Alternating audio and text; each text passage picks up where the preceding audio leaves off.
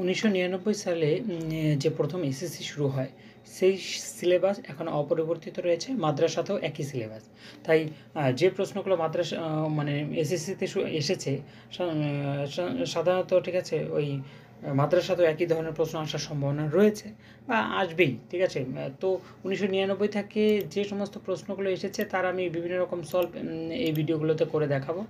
এবং আমি অনেক পড়েছি তবুও আমার চাকরি হচ্ছে না, এরকম আমাদের সময় অনেক ছিল। তো তার কারণ একাধিক কারণ রয়েছে, কারণ সংস্কৃত বিষয়টা শুধুমাত্র মুখস্থ করলে বা জেনে গেলেই হলো না, তার লেখার কিছু কৌশল বা পদ্ধতি রয়েছে।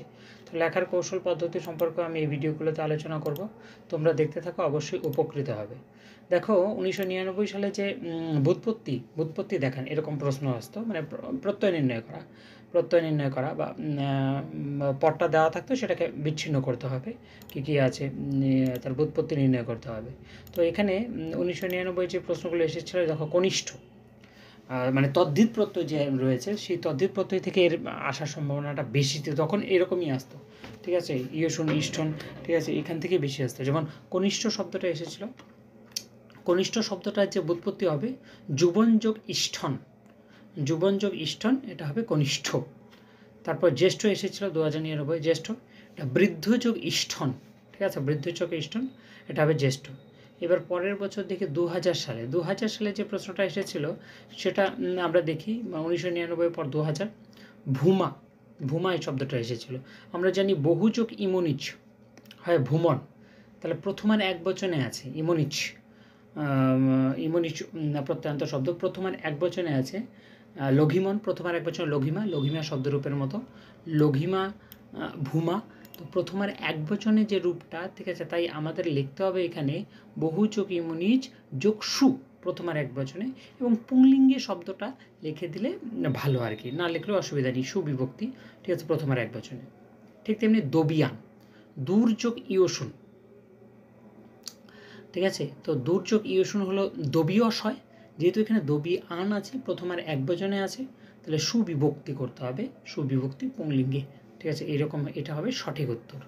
এবার 2002 সালে দেখি, 2002 সালে যেটা এসেছিল শ্রেয়সী, এটা মূল শব্দটা হলো প্রশস্য যোগ ইয়সুন হয় শ্রেয়স বা শ্রেষ্ঠ হয়, দুটো রূপ হয়, ইষ্ঠনে হয় শ্রেষ্ঠ আর হলো ইয়সুনে হয় শ্রেয়স। এবার যেহেতু এটা দীর্ঘিকার আছে, নিপ প্রত্যয় যুক্ত করা আছে, স্ত্রীলিঙ্গে করা আছে, তাই তার সঙ্গে নিপ প্রত্যয় যুক্ত করব, তাহলে প্রশস্য যোগ ইয়সুন যোগ নিপ।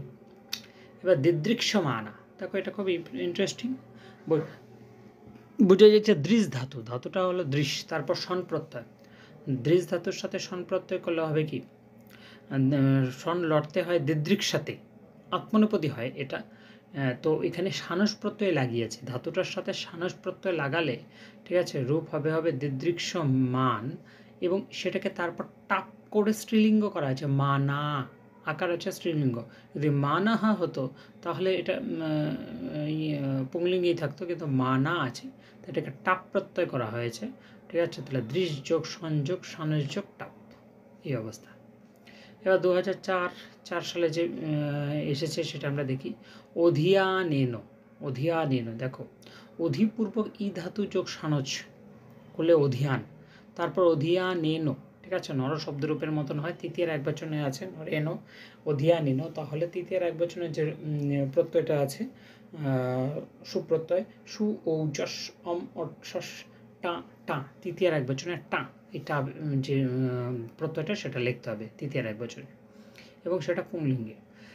তারপর হলো ভূয়সী বহুযোগ ইয়সুন করলে ভূয়স হয়, তারপর নিপ স্ত্রীলিঙ্গে নিপ প্রত্যয় করে ভূয়সী রূপ সাধন হয়।